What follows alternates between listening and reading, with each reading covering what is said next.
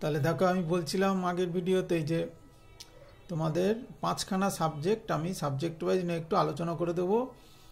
আর এমনি সিলেবাস তো পেয়ে যাবেই, কিন্তু কোনটা পড়বে কিভাবে পড়বে সেটা সম্বন্ধেও একটু প্রাথমিক ধারণা আগে দিয়ে রাখি, ঠিক আছে? তাহলে বাড়িতে তোমরা সেইভাবে একটু শুরু করতে পারো প্রথম দিকে। তাহলে দেখো ইউনিট 1 কটা ইউনিট আছে আগে দেখে নেবে, কিন্তু আর্টস কমার্স মাধ্যমিক। অ্যাপ্লাইড ফিজিক্স 2 কটা ইউনিট আছে একটু দেখে নিই আর্টস কমার্স মাধ্যমিকের স্টুডেন্টরা। আমি আগেও বলেছিলাম, হ্যাঁ, বাড়িতে গিয়ে বসে থাকবে না। মেসেজ স্টুডেন্টরা বাড়িতে গিয়ে বসে থেকো না। 1 2 3 4 5 6 7 7খানা ইউনিট আছে, ঠিক আছে? তাহলে ইউনিট 1-এ আছে web motion and it's application, ঠিক আছে? Web motion and it's application. তাহলে এর মধ্যে তোমরা ওই ফ্রিকোয়েন্সি, টাইম পিরিয়ড, অ্যাম্পলিটিউড ওগুলো তোমরা আগে করেছো, সেগুলো সম্বন্ধে তোমাদের একটু ধারণা আইডিয়া আছে, ঠিক আছে? ইউনিট 1, তো সেগুলো তোমাদের এবার আমাদের কাজে লাগবে।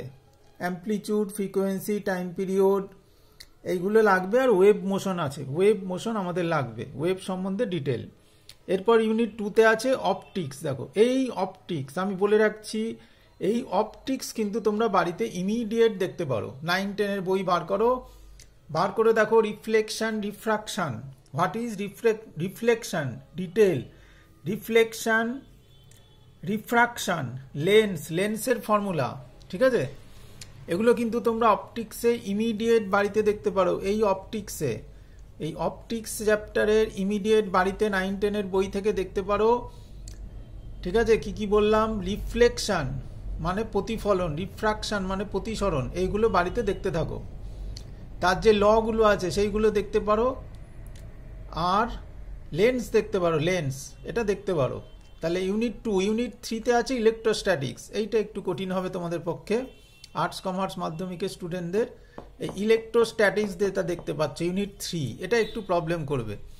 তাহলে তোমরা ইউনিট 2টা কিন্তু বাড়িতে শুরু করতে পারো, এটা আমি বলে দিচ্ছি এখনই। আর ইউনিট 4 দেখো, কারেন্ট ইলেকট্রিসিটি। ইউনিট 4 এটা আমি আগেও বলেছিলাম বোধহয় স্ট্যাটাসে।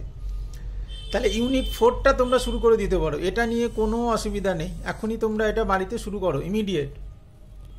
এটা সম্বন্ধেই আমি তোমাদেরকে বলেছিলাম, এই কারেন্ট ইলেকট্রিসিটি ইমিডিয়েট শুরু করো। যেরকম ওহমস ল, অনেকে ইলেকট্রিক্যাল নিয়ে পড়ো। এই প্রসঙ্গে বলে রাখি, ভালো করে শুনবে আমার কথাটা ইলেকট্রিক্যাল, ইলেকট্রনিক্সের স্টুডেন্টরা ভালো করে শোনো। ওহমস ল 3rd সেমিস্টারে উঠে বলছো ওহমস ল বলতে পারছো না, তা আমি আজকেই বলে রাখছি। সবে ক্লাস 1st সেমিস্টার শেষ হয়েছে, তার শুরুতেই তোমাদের বলে রাখছি current electricity Ohm's law. First ক্লাসে এসেই আমাকে বলবে Ohm's law detail, Ohm's law detail আমি শুনতে চাইবো, ঠিক আছে? আর রেজিস্ট্যান্স, কারেন্ট, এগুলো সব detail. Heating effect of current, এগুলো তোমরা ক্লাস 9-10-এর বই থেকে ইমিডিয়েট দেখতে থাকো, কারেন্ট ইলেকট্রিসিটি চ্যাপ্টার, ঠিক আছে? তাহলে এটা আমি শুরু করে দিতে বলেছিলাম, বাড়িতে দেখতে থাকো। ইউনিট 5 ইলেকট্রোম্যাগনেটিজম, ঠিক আছে? তাহলে এটা বাড়িতে এখন হয়তো অসুবিধা হবে, কিন্তু এটা তোমাদের করতেই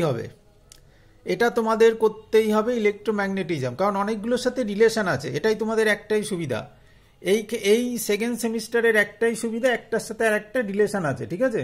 একটা সাবজেক্টের সাথে আর একটা সাবজেক্ট অনেক কিছু রিলেশন আছে, এই একটা সুবিধা পাবে। পরে আমি ডিটেল বলে দেবো কোন। ইলেকট্রোম্যাগনেটিজম এটা হয়তো এখন পারবে না, তবে এটা তোমাদের করতেই হবে, মার্ক করে রাখতে পারো যে এই চ্যাপ্টারটা আমাদের লাগবে। ইউনিট 5। Unit 6 semiconductor physics. আর ইউনিট 7-এ আছে মডার্ন ফিজিক্স। এগুলো তোমাদের পড়তে হবে, যেরকম তোমাদের সুবিধা। যখন ক্লাস হবে তখন আমি ডিটেল বলে দেবো কোনটা কি করবে না করবে, ঠিক আছে? তাহলে দেখো 7খানা ইউনিট আছে, ভালো করে খেয়াল করো আর্টস কমার্স মাধ্যমিকের স্টুডেন্টরা, 7খানা ইউনিট আছে, ঠিক আছে? তাহলে তোমরা বাড়িতে বসে থেকো না। আর আমার কাছে যখন পড়ছো, আমি কান খাড়া করে ভালো করে শুনে না, আমার কাছে যখন পড়ছো তোমরা, তখন আমি কিন্তু তোমাদের বুঝতে পারছি তোমাদের উইকনেসটা কোথায়, তোমরা কোথায় তোমরা দাঁড়িয়ে আছো, তোমাদের দুর্বল জায়গাগুলো কোনগুলো। আমার কাছে যখন অফলাইনে ক্লাস করছো, একটা ক্লাসে বসে আমার সামনে বসে যখন তুমি ক্লাস করছো, তখন কিন্তু আমি তোমাদের ডিটেল সব কিছু বুঝতে পারছি যে তুমি এই জায়গাটা বুঝতে পারছো না, তোমার ওই জায়গাগুলো প্রবলেম আছে, তোমার ওই জায়গাগুলো দুর্বল আছে, সেগুলো কিন্তু আমি পুরো একদম সামনাসামনি সব বুঝতে পারছি। সেহেতু আমি একটা আন্দাজ করতে পারছি, বা সেই অনুযায়ী আমি প্রেডিকশন করতে পারছি যে তোমাদের এই প্রবলেম হতে পারে, এই হতে পারে। এই ব্যাপারগুলো একটু খেয়াল রাখো, কিন্তু সব স্টুডেন্টদের জন্যই বলছি, আমি সব পলিটেকনিক স্টুডেন্টদের জন্যই বলছি, ঠিক আছে? যাতে এই রিপিট টেলিকাস্টগুলো না হয়, রেজাল্ট বেরোলেই ব্যাক ব্যাক ব্যাক এইগুলো যেন না আসে। ঠিক আছে, সেই জন্য বলছি আমার সামনে বসে যখন তোমরা পড়াশুনো করো তখন কিন্তু আমি বুঝতে পারি যে তোমার কোন জায়গাটা দুর্বল, তোমার কোন জায়গাটা প্রবলেম হচ্ছে। এগুলো মাথায় রাখবে, এগুলো মাথায় রাখার দরকার আছে যে আমি বুঝতে পারছি তুমি এই জায়গাটা তুমি যোগ বিয়োগ গুণ পারো না, তোমাকে আমি কি করে এখন ডেরিভেটিভ ইন্টিগ্রেশন এই শেখাতে পারি, তাহলে তোমাকে যোগ গুণ বিয়োগটা আগে ভালো করে শিখতে হবে। এই ব্যাপারগুলো আমার সামনে বসে যখন পড়াশুনো করছো তখন কিন্তু আমি পুরো ক্লিয়ার কাট বুঝতে পারছি। তাহলে অবশ্যই আবারও আগের ভিডিওতে বললাম, আবারও বলছি, সাবস্ক্রাইব করে রাখো আর চ্যানেলটাকে বন্ধুদের মধ্যে শেয়ার করে দাও। আমার স্টুডেন্টদের বলছি যে চ্যানেল এই ভিডিওগুলো সব শেয়ার করো বন্ধুদের মধ্যে, ঠিক আছে।